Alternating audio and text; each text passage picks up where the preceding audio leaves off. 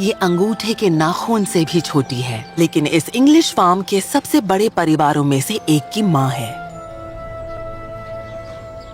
1 महीने तक अपने कीमती अंडों की थैली की हिफाजत करने के बाद अब उसकी जिम्मेदारी खत्म हो चुकी है। सैकड़ों नन्ही मकड़ियों को उनके हाल पर छोड़ दिया गया है और आज हफ्तों तक तंग जगह में रहने के बाद उनके बाहर निकलने का वक्त आ गया है। एक ही परिवार से होने के बावजूद इनके बीच कोई भाईचारे का रिश्ता नहीं होता।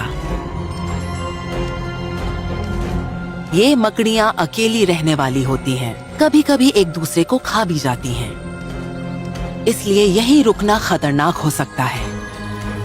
अपने अंदर की सफर की ख्वाहिश से मजबूर होकर हर एक अलग दिशा में चल पड़ती हैं।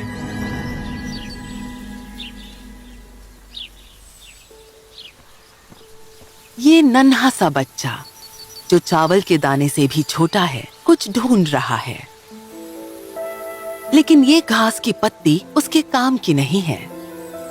उसे किसी ऊंचे मुकाम की तलाश है जो एक प्लेटफॉर्म की तरह काम कर सके, क्योंकि अब वो अपनी जिंदगी दांव पर लगाने जा रहा है।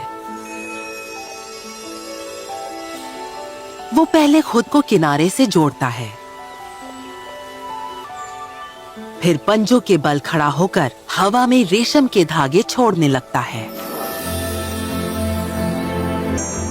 हर धागा इंसानी बाल से 1000 गुना पतला होता है। लगभग 60 धागे छोड़ने के बाद वो इंतजार करता है।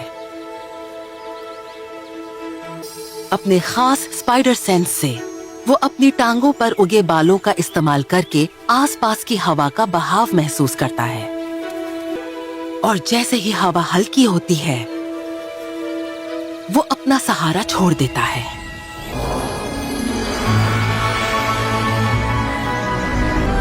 उसने खुद का एक गुब्बारा बना लिया है।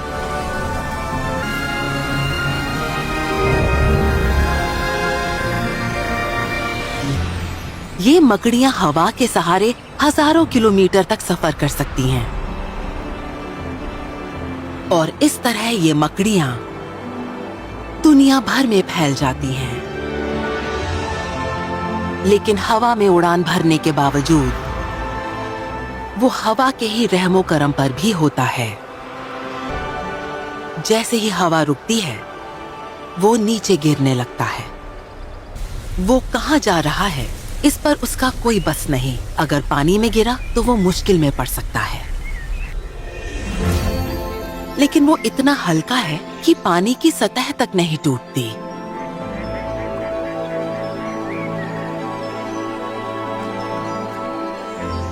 इस छोटे से मुसाफिर के लिए उसका रेशमी सफर कामयाब रहा, और अब उसे एक नया इलाका मिल गया है जिसे वो अपना घर कह सकता है।